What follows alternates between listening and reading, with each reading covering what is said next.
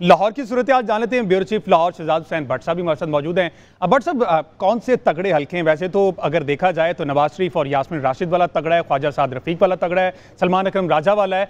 अभी तक आपने जितने भी सर्वेस लाहौर में देखे हैं या करवाए हैं, क्या कहते हैं लाहौर के अवाम के वो किसकी तरफ ज्यादा माइल हो रहे हैं?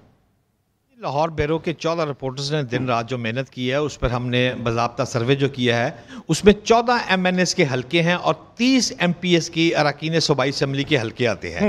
अच्छा, अब इन 14 MNS के जो हल्के हैं इनमें जो तगड़े मुकाबले मैं समझता हूँ वो 128 का हल्का है जिसमें ओन चौधरी इस्तेकाम पार्टी की जानिब से लड़ रहे हैं। मुस्लिम लीग नून ने यहाँ से कोई उम्मीदवार खड़ा नहीं किया, औकाब के निशान से लड़ रहे हैं ओन चौधरी साहब और मुस्लिम लीग नून उनको सपोर्ट कर रही है।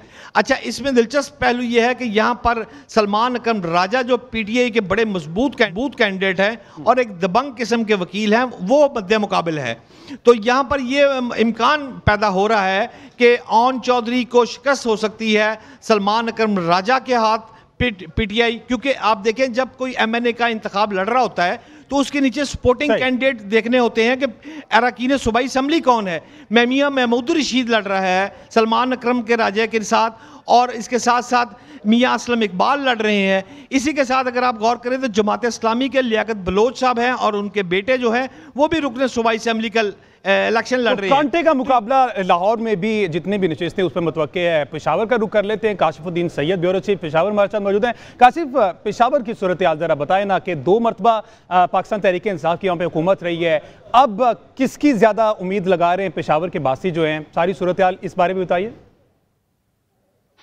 देखिए, पेशावर की जब हम बात करते हैं तो 5 सूबाई हल्के हैं, 5 कौमी हल्के हैं और 13 सूबाई असम्बली की नशिस्तें हैं।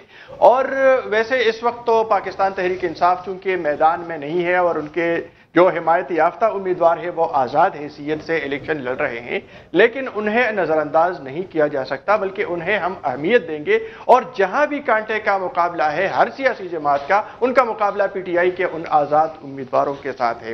पेशावर में दिलचस्प सूरत हाल वो तो एक इन्हें 32 पर है जहां से हाजी गुलाम मोहम्मद बिलोर साहब इलेक्शन लड़ रहे हैं और 11वीं मरतबा वो अवामी नेशनल पार्टी के टिकट पर उम्मीदवार है। और इसी नशिस्त पर माजी में वो मोहतरमा बेनज़ीर भुट्टो को भी शिकस्त दे चुके हैं। इसी तरह आफ्ताब अहमद खान शिरपाव का मुकाबला कर चुके हैं, इमरान खान साहब का मुकाबला वो यहाँ से कर चुके हैं और इस मरतबा भी वो PTI ही के एक आज़ाद उम्मीदवार के मद्दे मुकाबिल है।